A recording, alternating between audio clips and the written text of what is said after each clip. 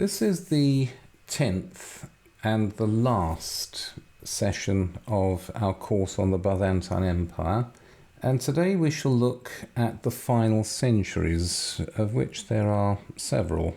This is a painting of Mehmed II, the man who took Constantinople from the Greeks in 1453 and who made sure that ever since then it has been a possession of the Turks. But that is to go quite a long way ahead. A question.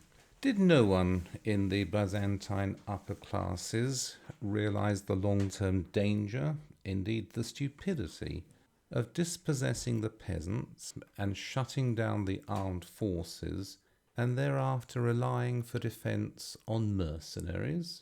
Mercenaries never a good idea, and that's what they did. And I suppose that there were people at the time saying, if we carry on like this, there will be some dreadful smash. And all of the smart, well-connected, important people said, no, don't be stupid, don't be stupid. Everything is under control, don't worry. Until one day the Turks turned up and took away all the Asian provinces, whereupon the long crises, or the long series of crises began.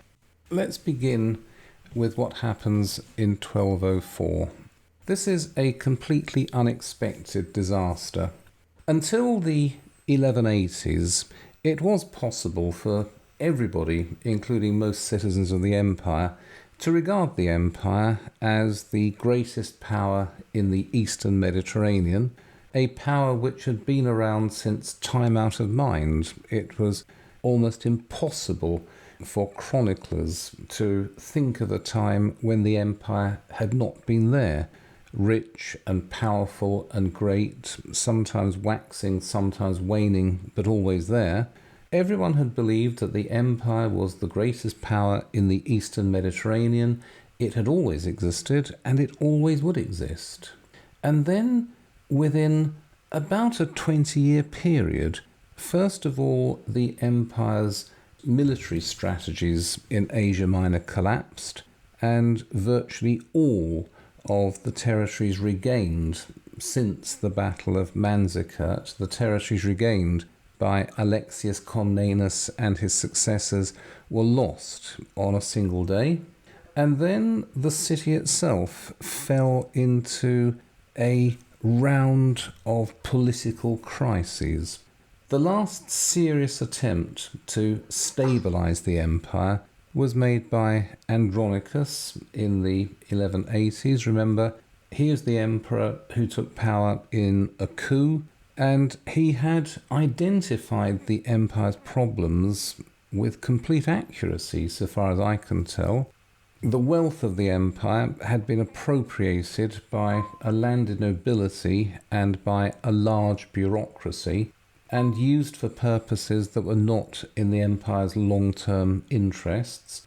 At the same time, the economic vitality of the empire had been sapped by a series of tax concessions made first to the Venetians and then to the other Italian trading republics.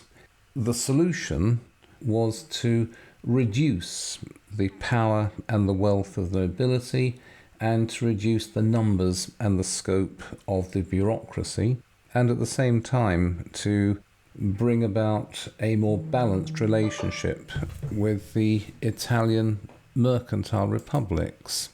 Unfortunately, Andronicus tried to move too quickly. He might have argued that there was no time for delay and it was necessary to take extreme and sudden action. But he seems to have moved too quickly. He lost support. He lost power in a coup. He died horribly. And his successors, it was made sure, would never be able to repeat his attempt. His attempt at, with a bound he was free strategy, was a failure.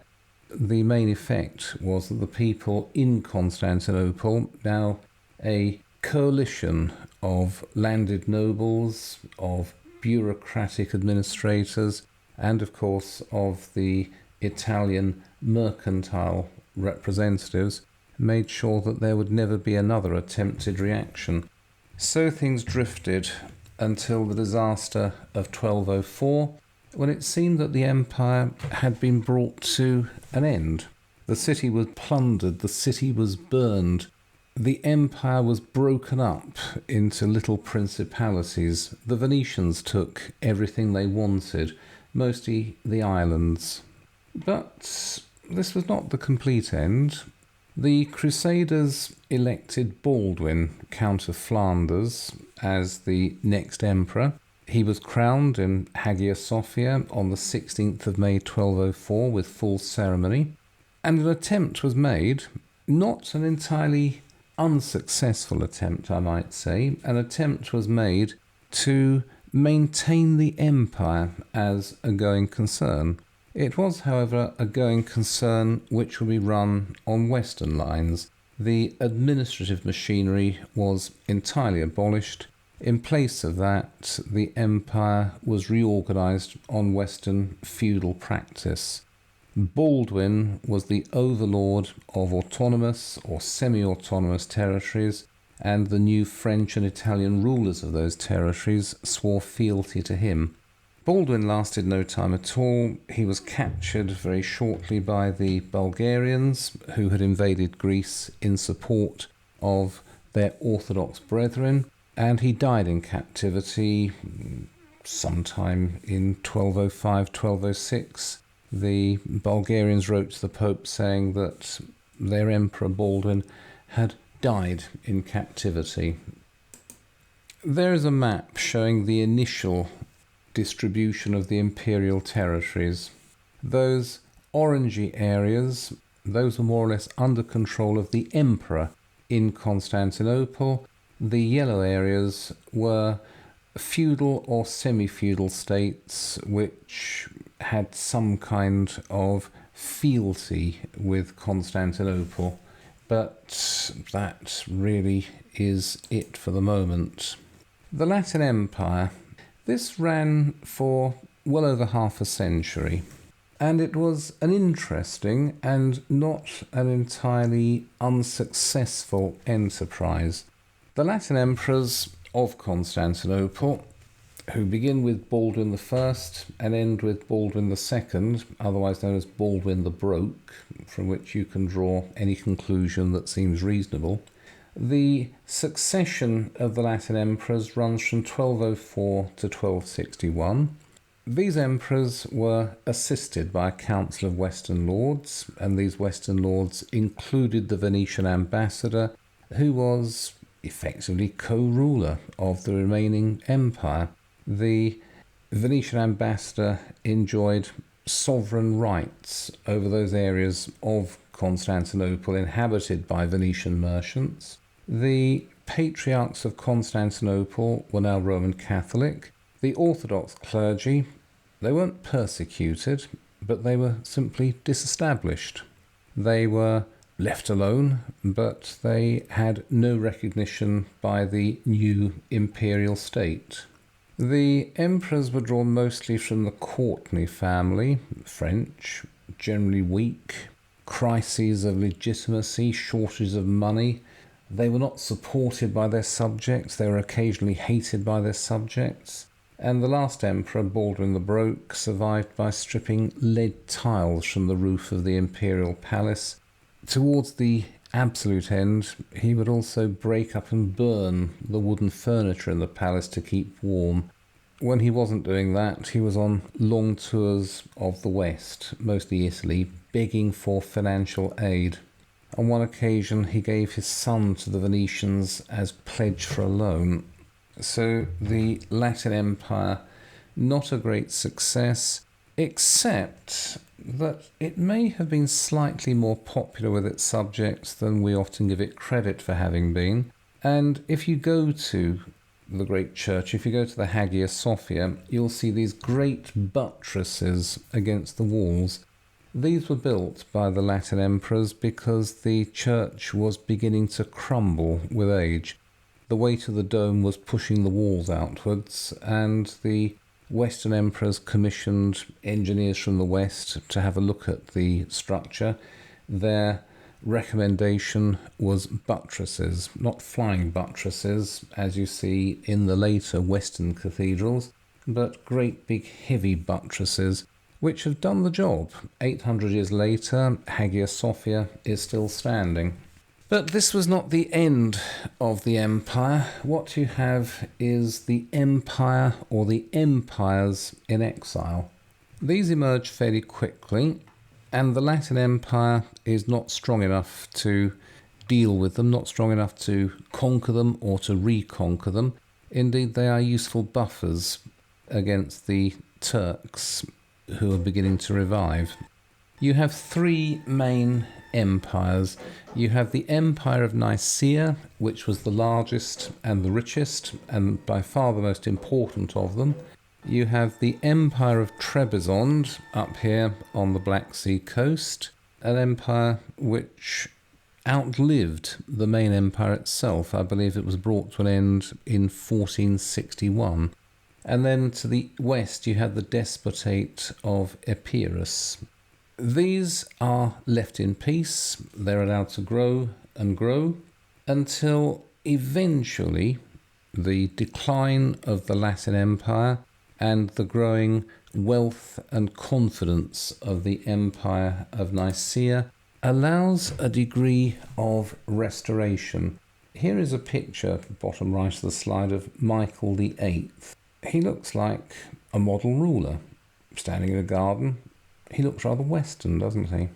With that hat and cloak. A ruthless and effective political operator. In 1260, he was the joint emperor in Nicaea with a 10-year-old boy, the heir of the Lascarid family. In 1261, Michael decided that the time had come. He marched into Constantinople at the head of 600 troops, and he took the city back from the Latin emperors. He burned the Venetian quarter, but the Venetians don't appear to have taken this at all badly. Re-establishes the empire with himself as the emperor.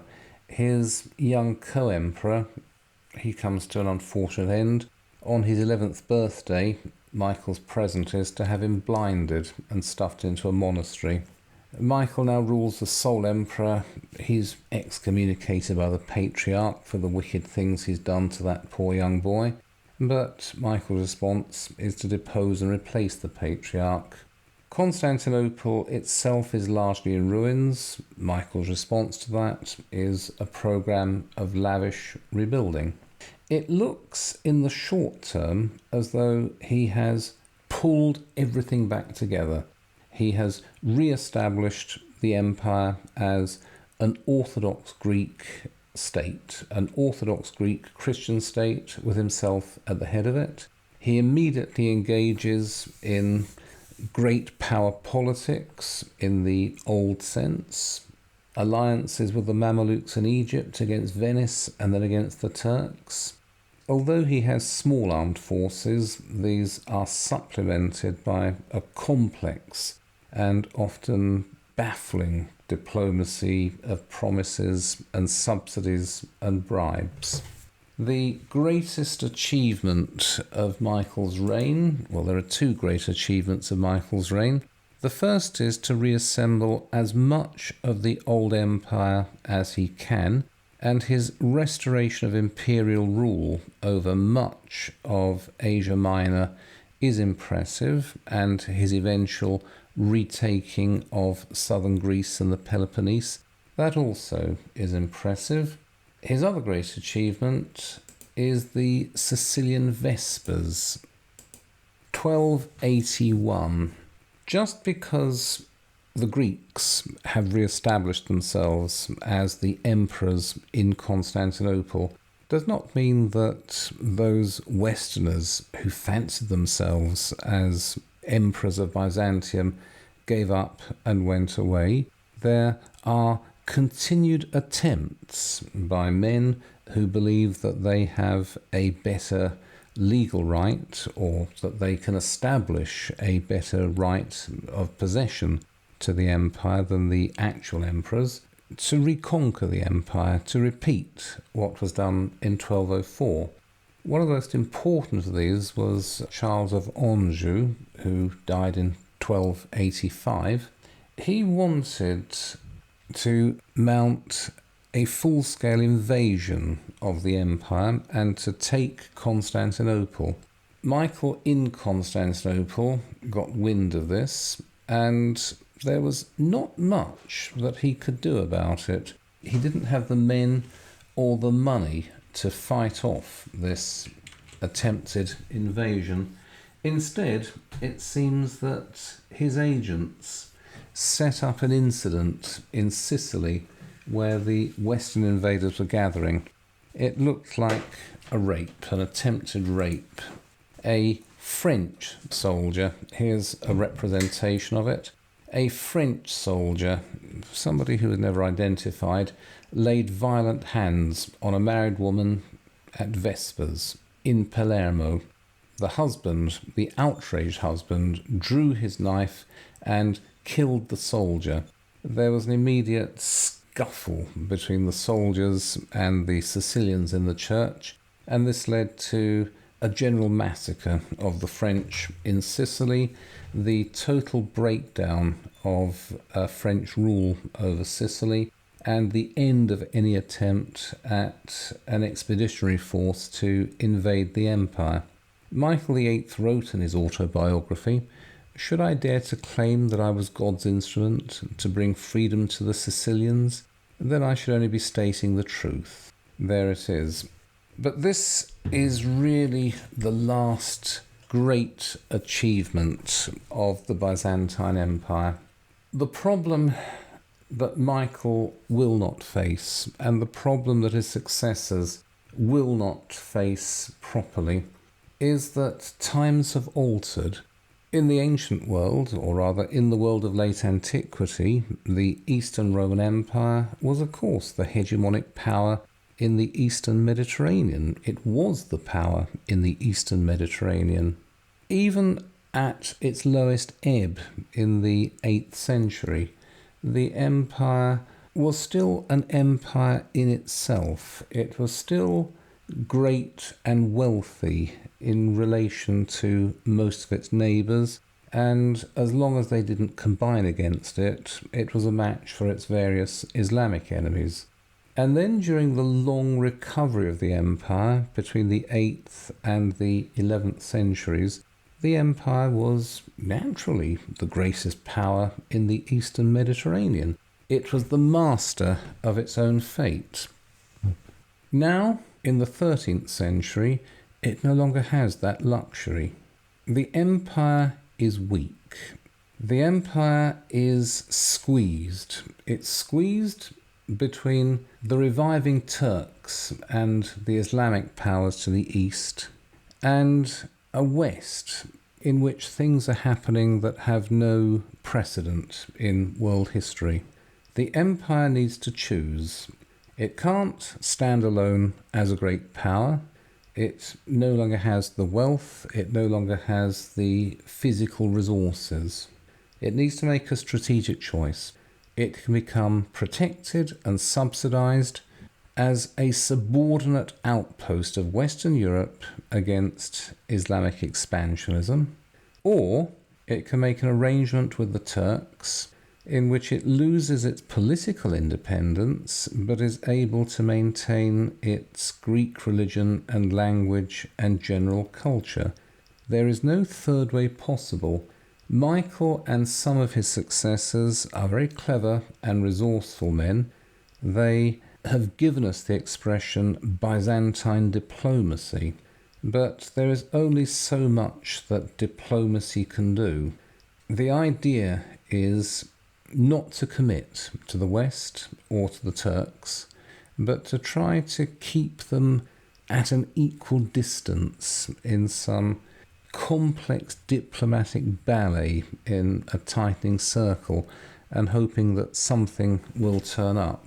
And all that does turn up in the late 1340s is the Black Death, which tears the guts out of Constantinople and those parts of the empire that remain. This is a chart roughly, very roughly, showing average global temperatures between the birth of Christ and the death of Queen Victoria. You can see that after about 150 AD, the world goes through the Dark Ages cooling period, after which you have the medieval warm period, from which the empire gains so much. Then you have the sudden collapse of this warming period around 1300. We don't know exactly what causes these things. It could be variations in the amount of radiation from the sun. It could be all sorts of things. Our understanding of what drives climate is, to put it mildly, deficient at the moment. But what we can say is that there is a drop in global temperatures. You see this in the Great Famine of 1315, where summer didn't come for a couple of years. It killed millions of people in Western Europe, 15% of the English population, and there's rather a weak recovery. It's followed by pandemics affecting crops and cattle. Now, as in the previous downturn, at some point after the downward swing in temperatures, bubonic plague turns up. Our first evidence of this is 1346 in China. It travels along the Central Asian trade routes. And has anyone heard of what happened at Kaffa in Crimea to the Genoese? Students' intervention kept, but voice changed in pitch for data protection reasons. Yes. Tell me about it, Martin. They were laying siege to this place, and they threw, using a catapult, plague-infected corpses into the besieged town. And the Genoese took one look at those bodies, got into their ships and ran for it, apparently taking the plague back to Italy with them. It's possible to make a lot of the Black Death, and it is one of the biggest events in world history. But the important thing is this. It has a terrible effect on the empire. Its effect on Constantinople may be worse than the plague of Justinian, and it returns to the empire on average every 11 years. There's not much chance of a sustained recovery. But let's now switch ourselves to the West. Something is happening in the West, as I said last week. The West is no longer a desert populated by barbarians. It has recovered. The population has recovered and is now growing far beyond its levels in late antiquity. The numbers and the size of cities is outstripping anything seen at the height of the Roman Empire in the 2nd century AD. You have a technological revolution. We, of course, look back on Europe in the age of the Black Death, and we see desperate poverty and superstition and a lack of economic development. But if you compare Western Europe in the 14th century with Western Europe in the 12th or the 7th century, and if you compare Western Europe in the 14th century with anywhere else in the world, what you see is a dynamic and an expanding society. You have the introduction of windmills and water mills. You've got the previous introduction of the heavy plough. You have steel smelting, the invention of clockwork, experiments with lens grinding, new experiments in shipbuilding that eventually allow the regular crossing of the Atlantic. It's possible to see the origins, or at least the beginnings, of the scientific and technological revolution in Europe at this time. It seems that after about 1350, there is an acceleration of literacy in Western Europe that goes far beyond any previous level. You have relatively low taxes. Because the area is so fragmented politically, There is no possibility of the close economic regulation that you see in the great empires of antiquity. You see the growth of modern constitutional systems. You also have the sudden upending of the old relationships between East and West. By 1300, the West is dominant in things where it once looked East. It's dominant in textiles, in ceramics, in glass, in paper. The East is a market now for the finished products and for raw materials. And by 1350, the French kings are buying their oriental rugs from a factory in Paris. Western Europe was badly hit by the Black Death, as indeed was everywhere in the world. But Western Europe recovers very quickly from the Black Death and even appears to take advantage of this at the macro level so far as it hastens the rise of a free peasantry and the liberation of the cities from noble control. You then have this little ice age which lasts into the 19th century. And Western progress is not in any measurable way slowed by this dip in temperatures. Other parts of the world are badly hit, but the West is moving gradually, by our standards, hardly at all, but noticeably by comparison with its own past and by comparison with its own neighbours. The West is moving towards a point where it is unaffected by ordinary changes in environment. Here are some pictures to show the new Europe. You have watermills, you have these gorgeous clothes, you have the growth of large and luxurious cities.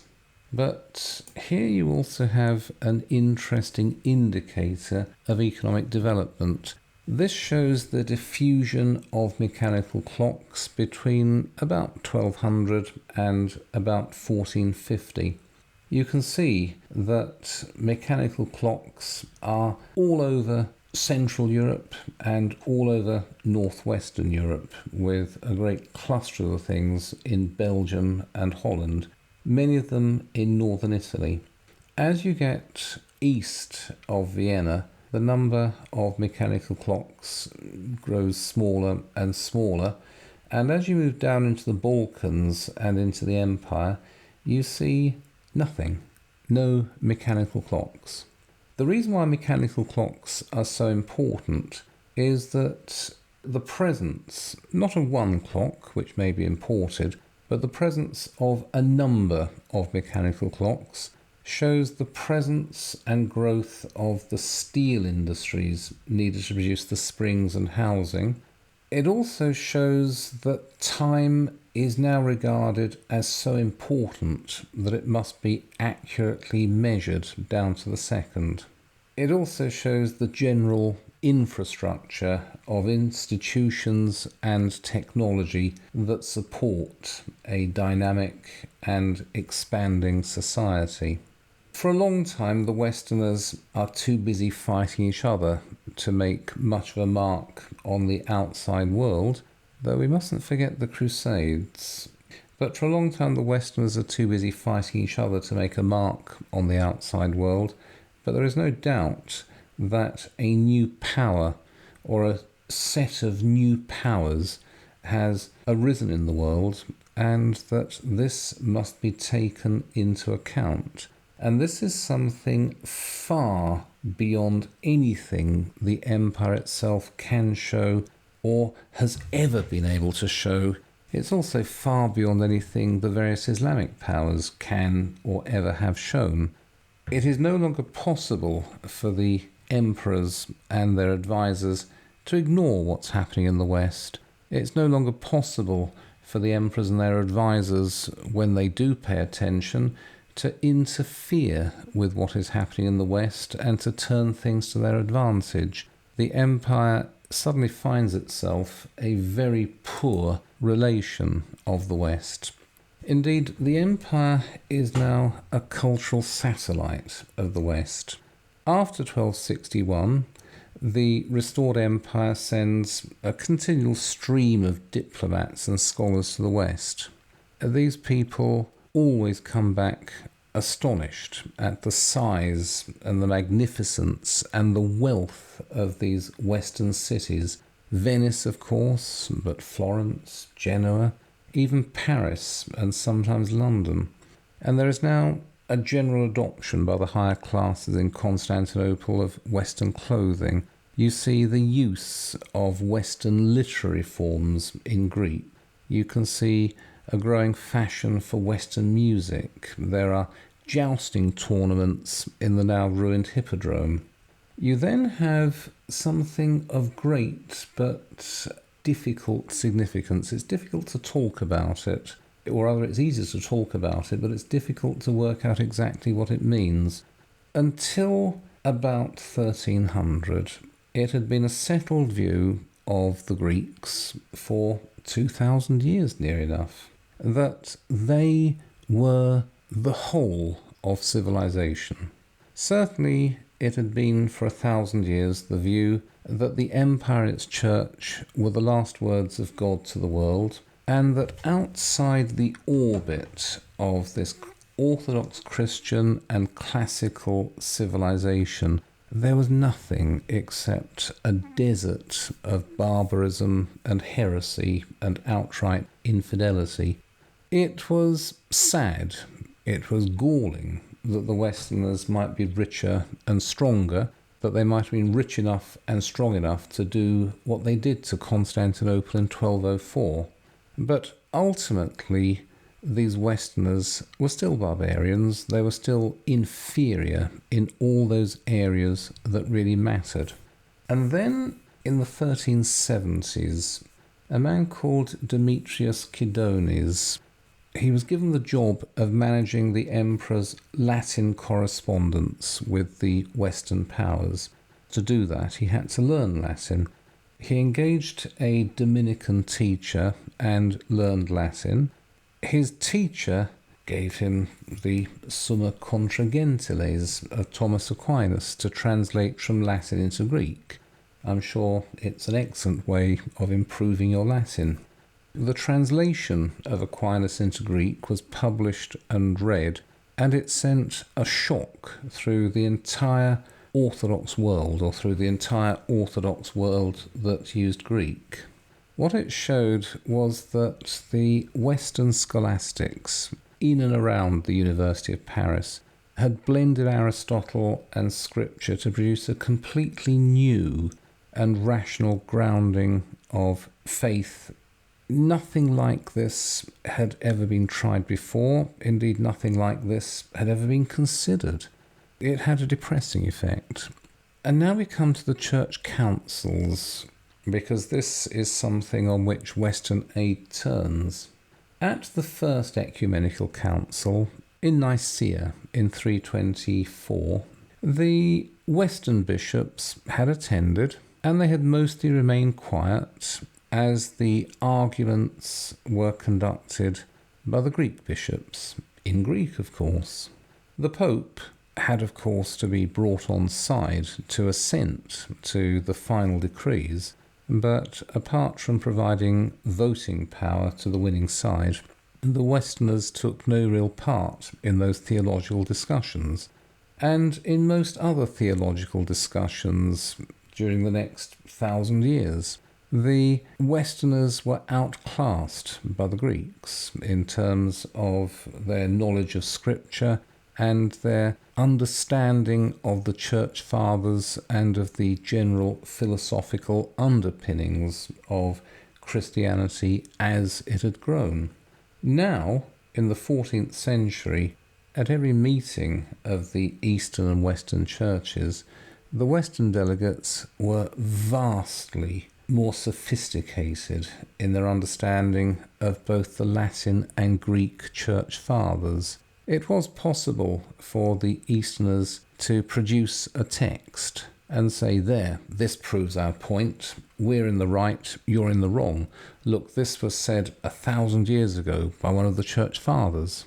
And the Western delegates would get hold of this text and start pointing at words, saying, well, of course, we're outsiders, Greek is not our native language, but we don't think that this word was in general use before about the year 900. And even then, we don't think it meant quite what you say it does at the moment.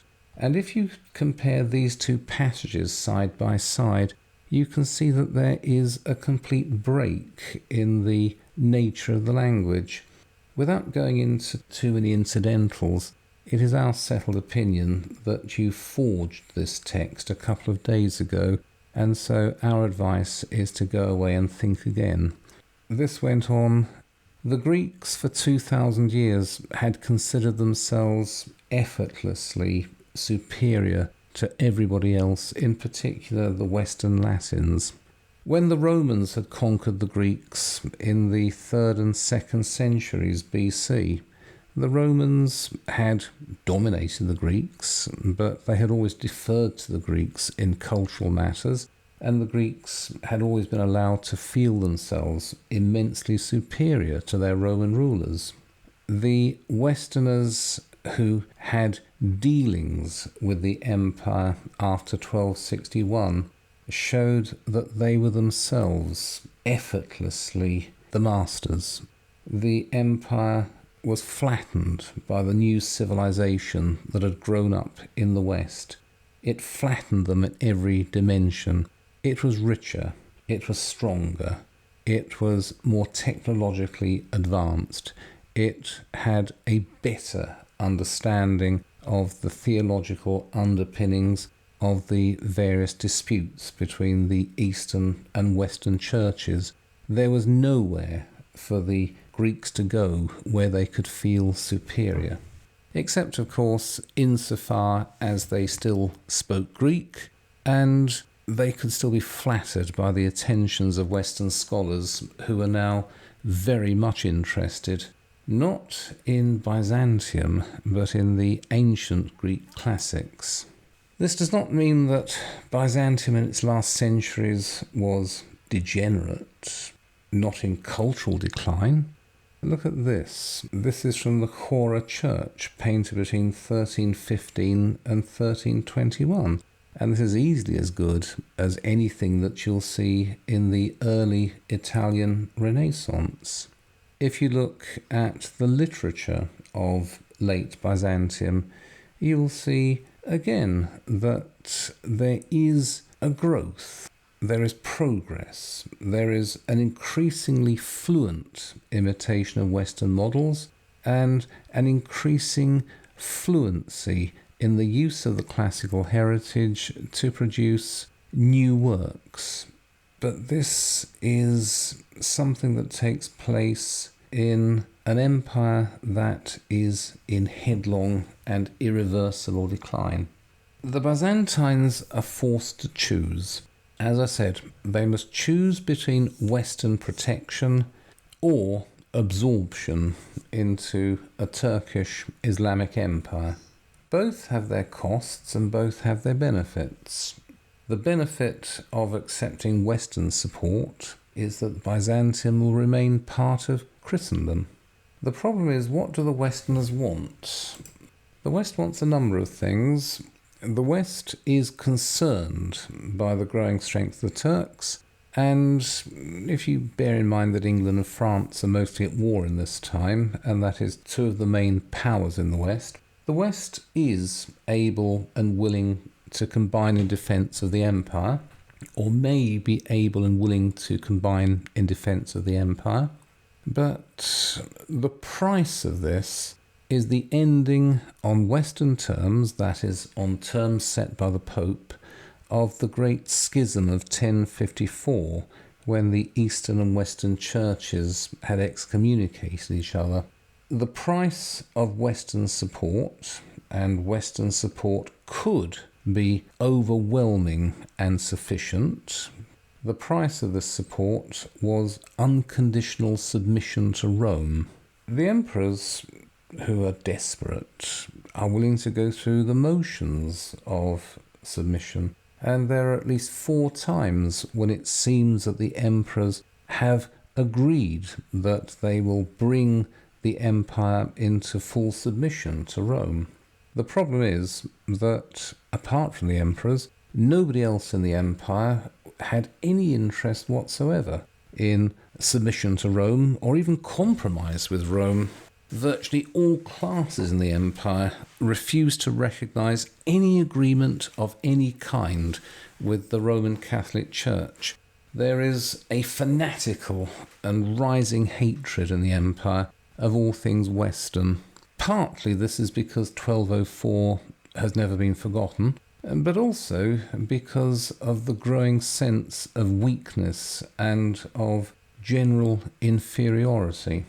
And the popes know this. They know perfectly well that the emperors can make promises and the emperors can attempt some token delivery, but nothing that the emperor promises can be accepted without inspection and control by papal legates. And the emperors refuse to assent to those terms. They know that they can promise in closed meetings with the Pope or with papal legates anything that is asked. Oh yes, you want full communion on this? Yes, we agree to that. We agree to that. Yes, we agree to that as well.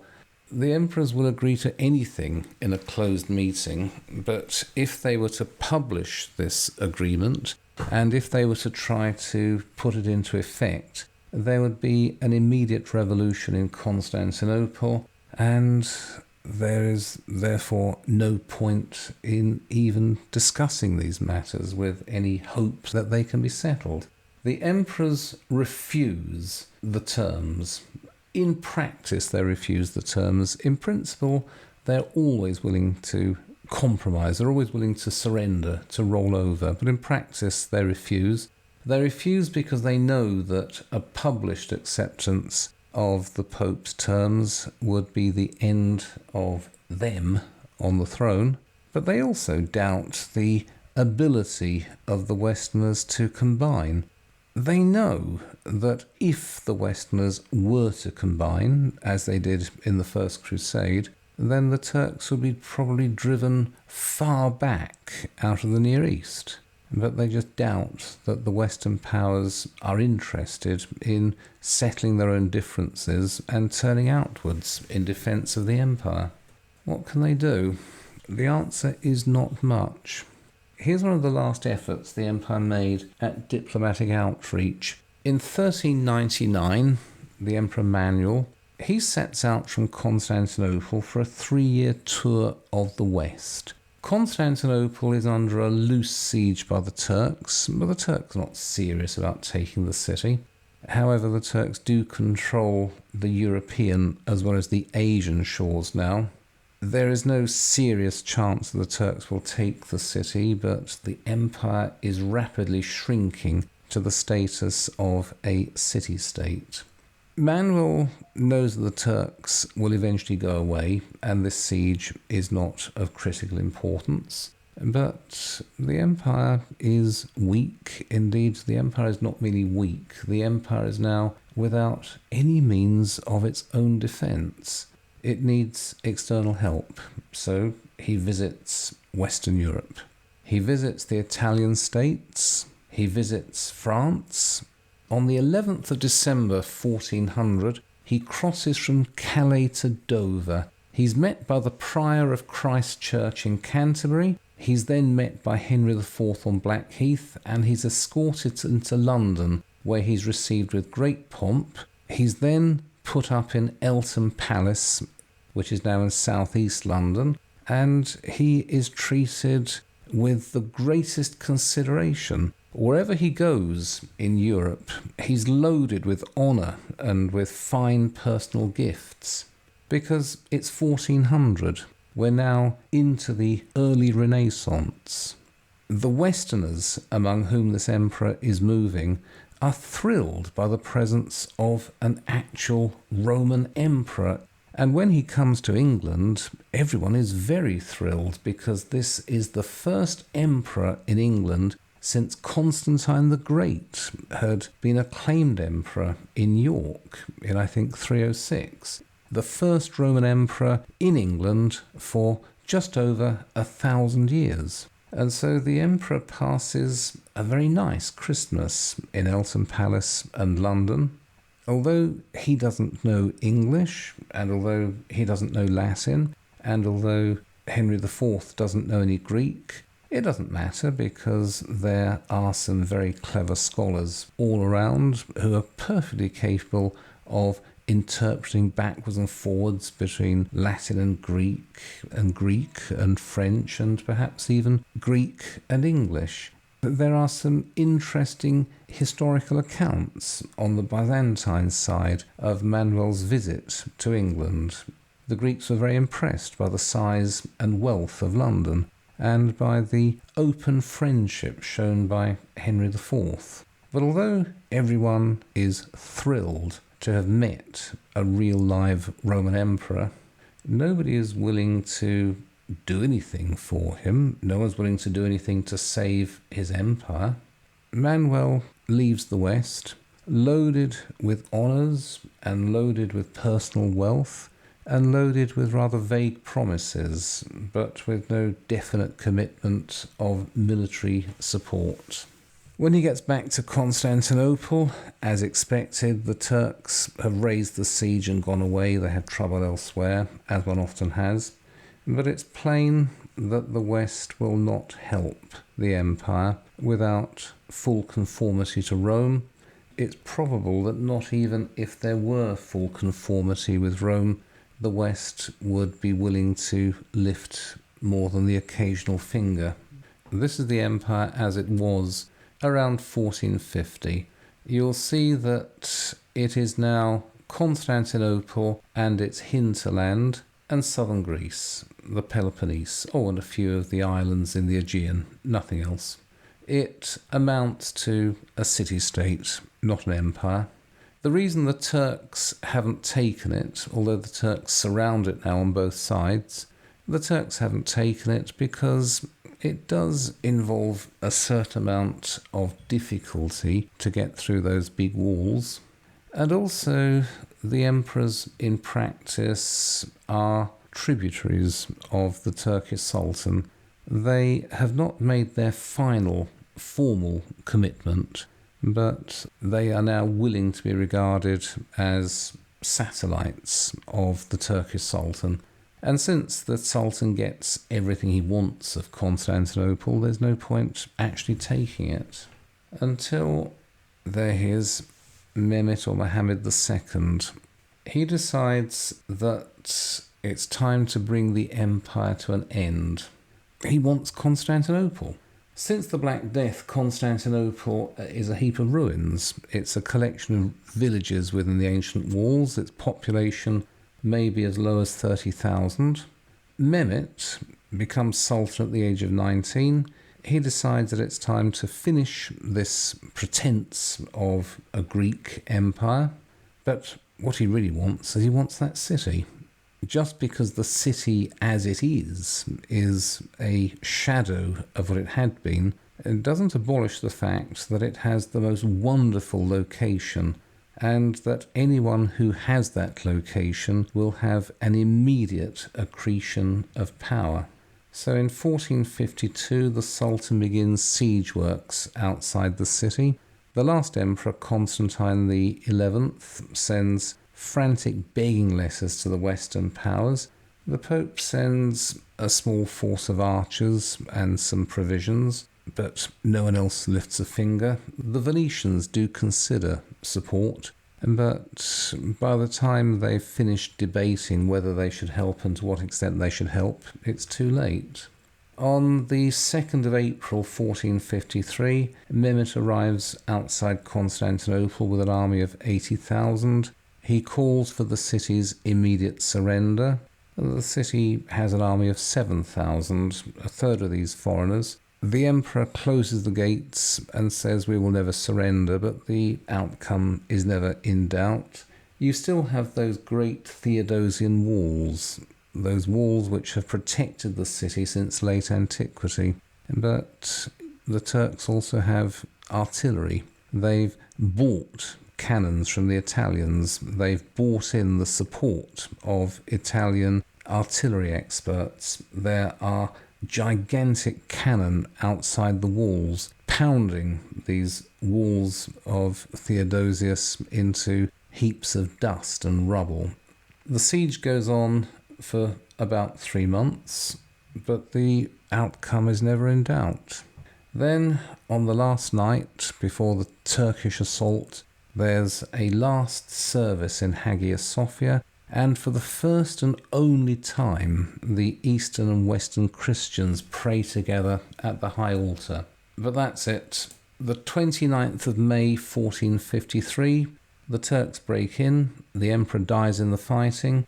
The Venetians escape by ship because the Venetians are still just in control of the seas. The Turks have not closed the last gap. The Venetians evacuate their people by ship and sail off.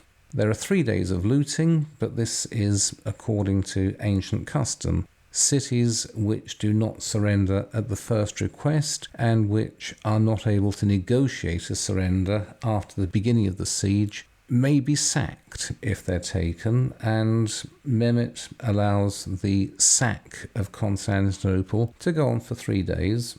This is less brutal, it's less murderous than the Crusader Sack of 1204, and on the 1st of June 1453, Mehmet orders an end to looting. He puts to death those soldiers in his army who disobey his orders. He issues a proclamation that all who have survived can come out of hiding and return to their homes, and that their lives and property will be inviolate.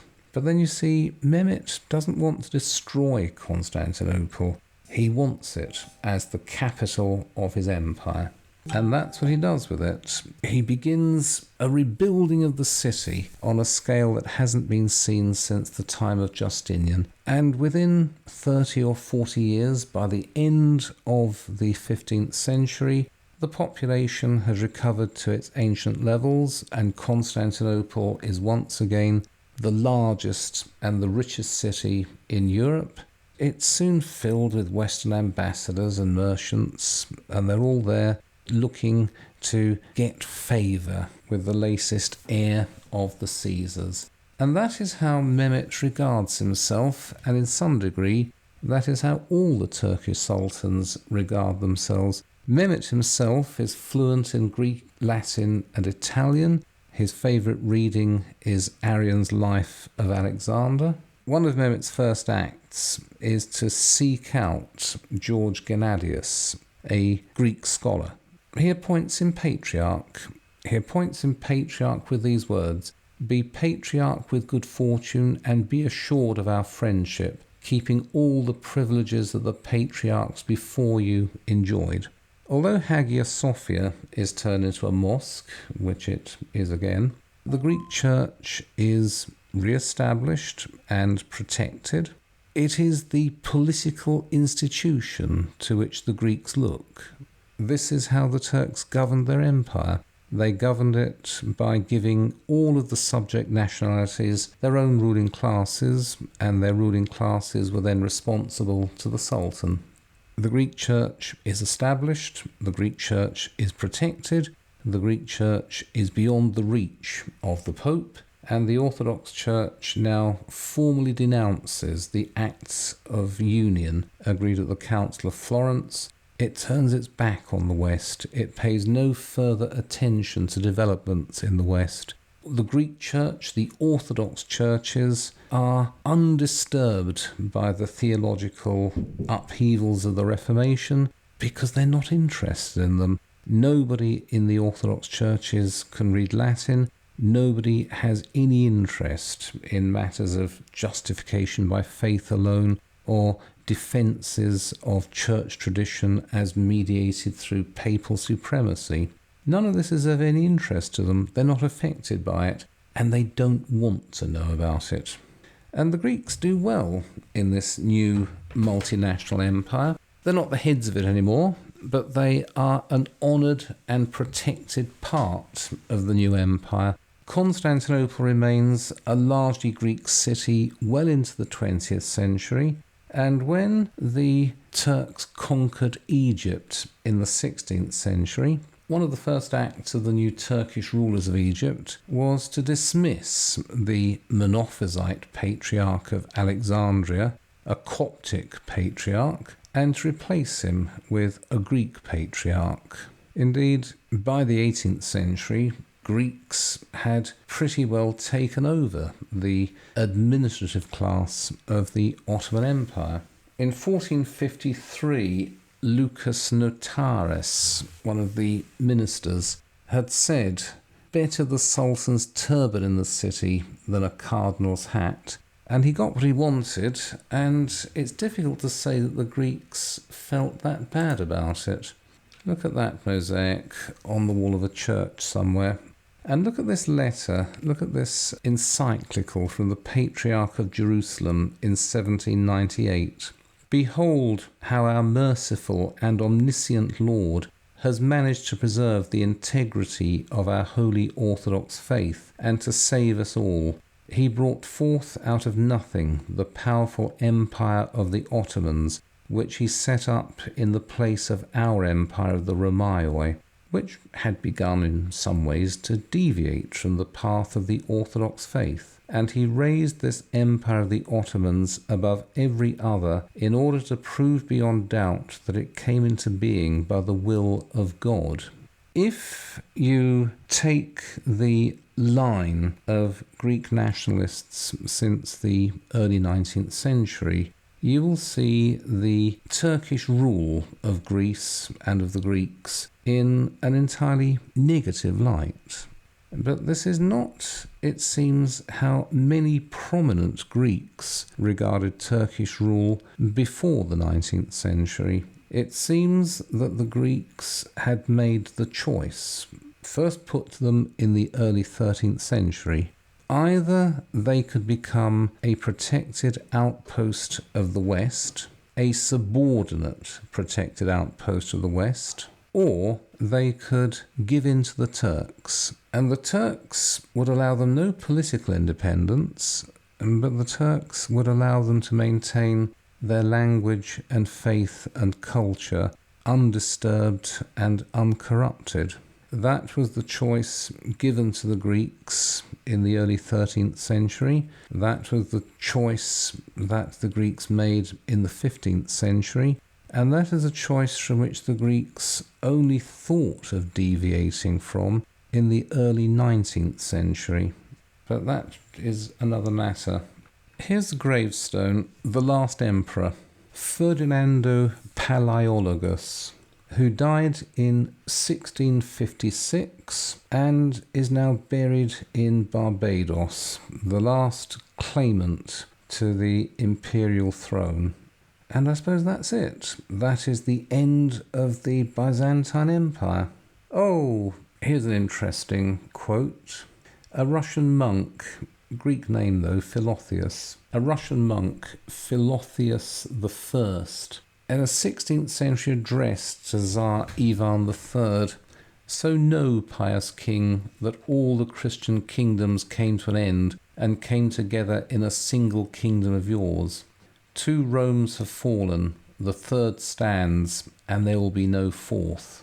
Until about 30 years ago, you might have regarded this as some piece of orthodox boasting from the distant past.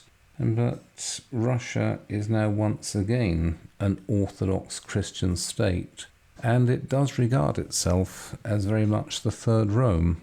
But as I said, that's it. That is the Byzantine Empire. I could have said so much more, and perhaps I should have said so much more, or perhaps I should have said it differently, but it is difficult to give a complete overview of something that lasted for well over 1,000 years in 10 weeks. But I hope that's given you an overview, or perhaps just a taster of the empire. And was that all right?